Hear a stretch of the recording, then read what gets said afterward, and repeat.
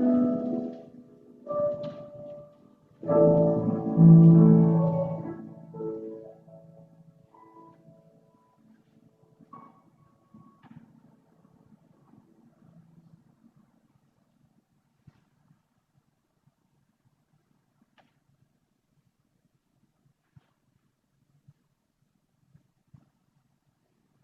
morning, everybody. Good morning.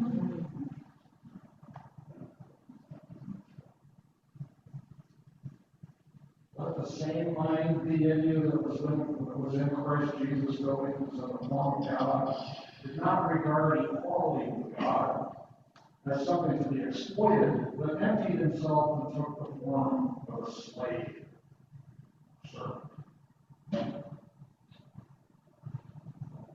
So, Zelda, when was the last time somebody tried to boss you around?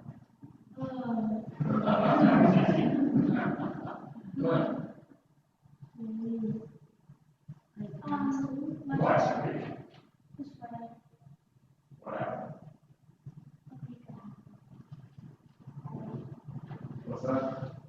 She was yelling at me because I thought she was smart. And then she was like, "Go away, jerk." And I was like, "What?" It got testy. Yes. Well, we all go through that, don't we? We experience people trying to boss us around. It's annoying. It's hard. And, you know, they're probably going through their own problems, aren't they? Like you were like, maybe she was having a bad day. Yeah. I don't know. It's something we all go through. But, you know, what's the best way to direct other people or help people go in the right direction? What's a better way than bossing people around? What's another way to do that? To get people to go in a good direction besides bossing them around. What's that? Helping people, playing with people.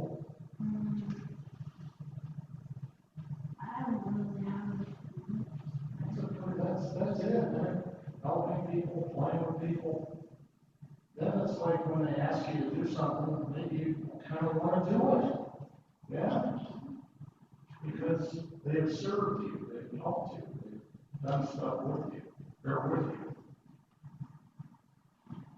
Now this is kind of extreme, right? What Jesus says.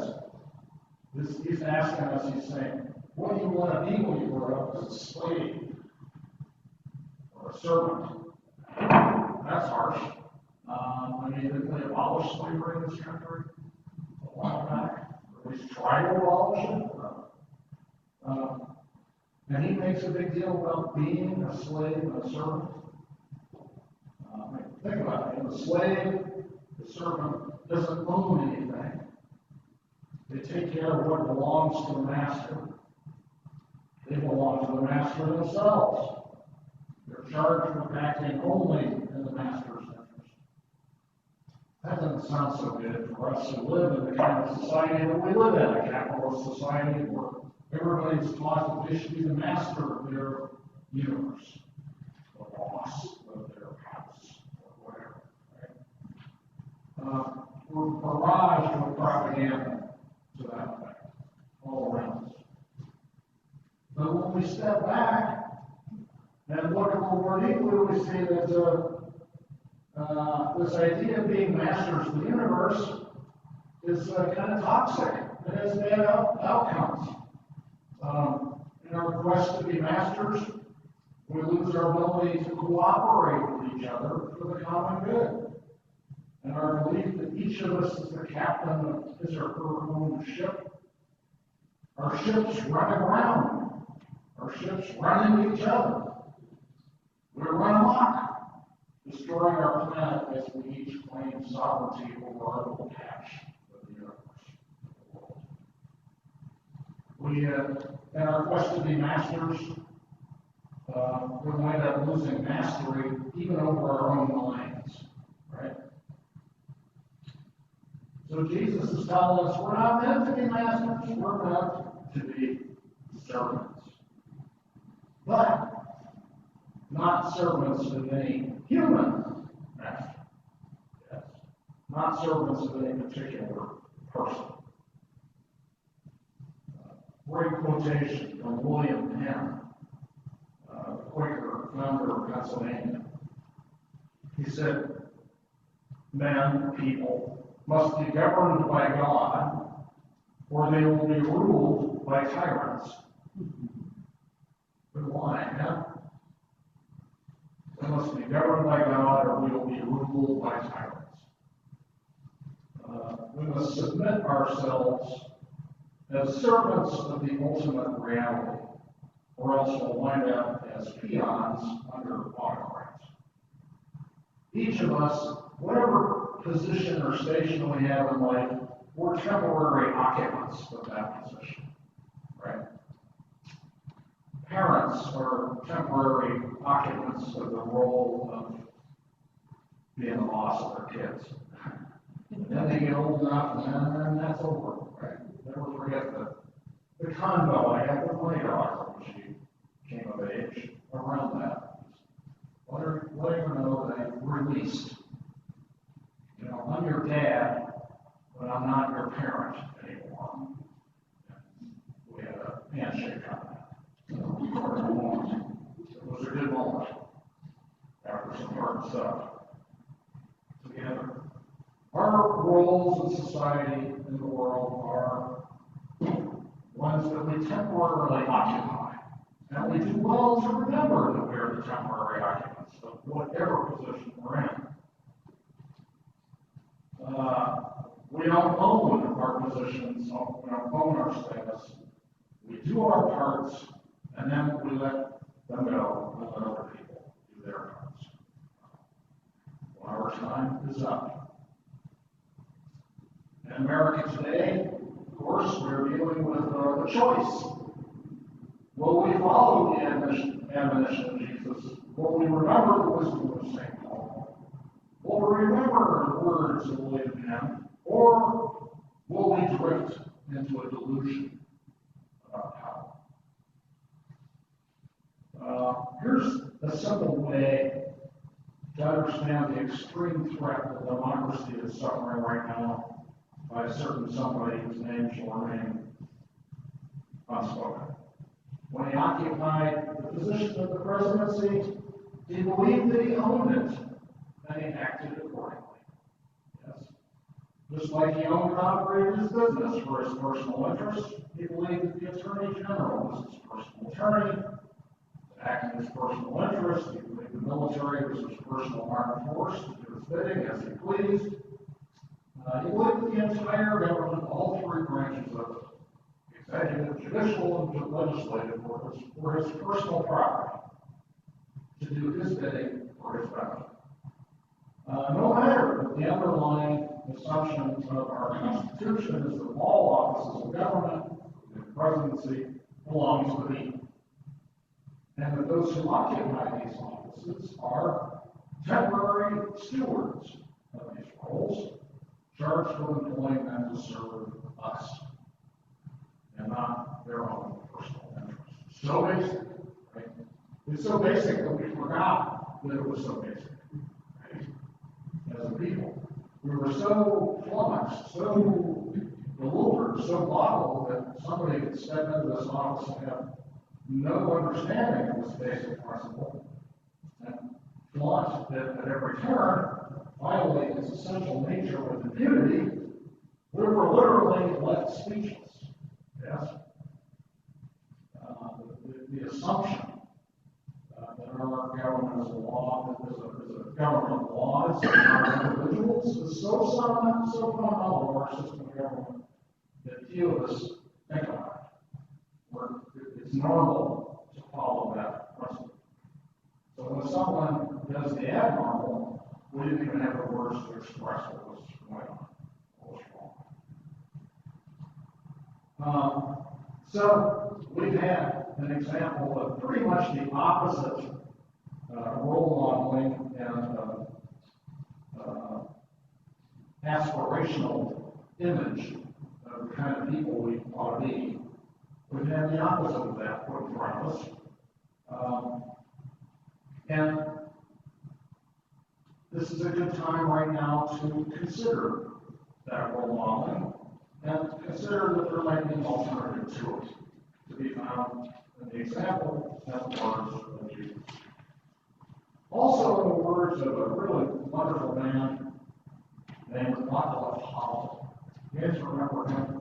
What a man. He was the first president of the Czech Republic after the communism collapsed there. He was an anti-communist freedom activist, thrown in jail, persecuted for that. He was a really interesting character. He was an avant-garde playwright, right? A chain-smoking artiste, right?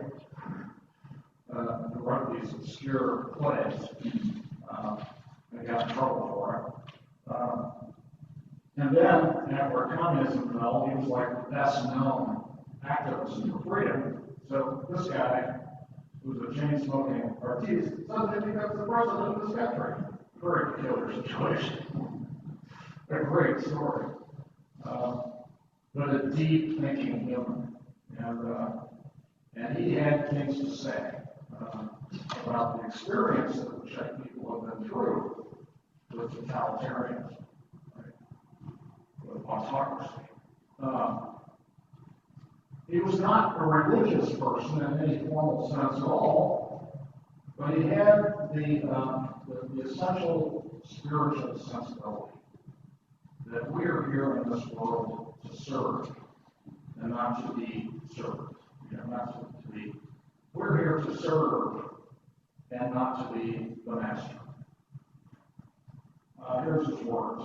We must divest ourselves of our egotistical anthropocentrism, our habit of seeing ourselves as masters of the universe, who can do whatever occurs to us. We must discover a new respect for what transcends us, for the universe, for the earth, for nature, for life, for reality. Our respect for other people, for other nations and other cultures can only grow from a humble respect for the cosmic order and for an awareness that we are part of it, that we share in it, and that nothing of what we do is lost, but rather becomes part of the eternal memory of being, where it is judged. Pride, precisely, is what will lead the world to hell. I am suggesting an alternative, humbly accepting our responsibility for the world. Isn't that it? Humbly accepting our responsibility for the world. We are tenants of this world, not its owners. Just as the President of the United States is the tenant of the White House, not its owner. And because the last occupant believed that he was the owner, it's no wonder that he did not engage in a peaceful transition of power. He thought he owned the place. We are tenants. The President is a tenant. And that's a consciousness that we lose at our peril. Whatever roles we occupy are temporary assignments that we should leave in better condition when we leave than when we enter. Yes? And we do well to place people in high office who understand and reflect this humble servant consciousness. The survival of our democracy, and as Paul said, the survival of our planet depend on it. I would just like to add a postscript here, and that is that we're about to take in a couple of lovely new members of our church. And I just thought this would be a good occasion to meditate on what it means to be a church member. I'm a church member. As technically being your you're an interim pastor, although we don't say that I word much here.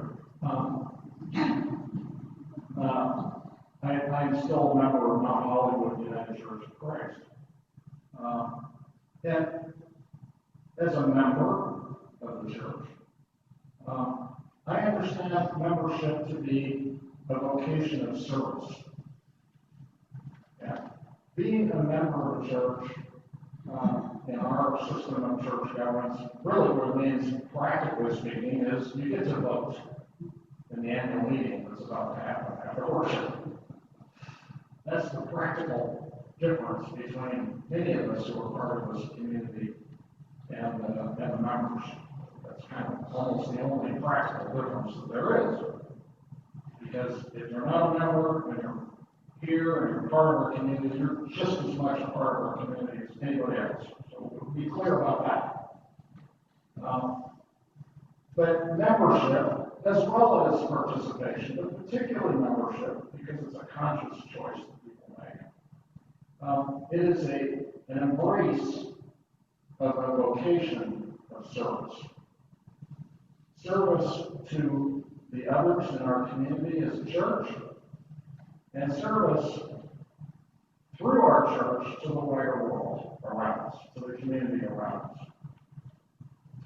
It is to become a member of our church is to publicly embrace this vocation of service,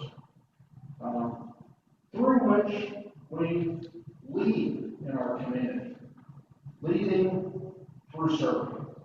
Yeah, we're not here to boss people around and tell people what for. We're here to serve them and love them, and that is what attracts people to us. And whatever leadership we have to offer flows from that service.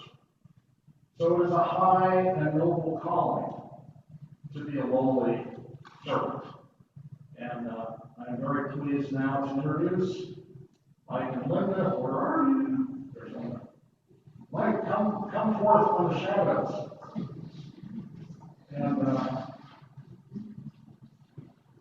please come on up.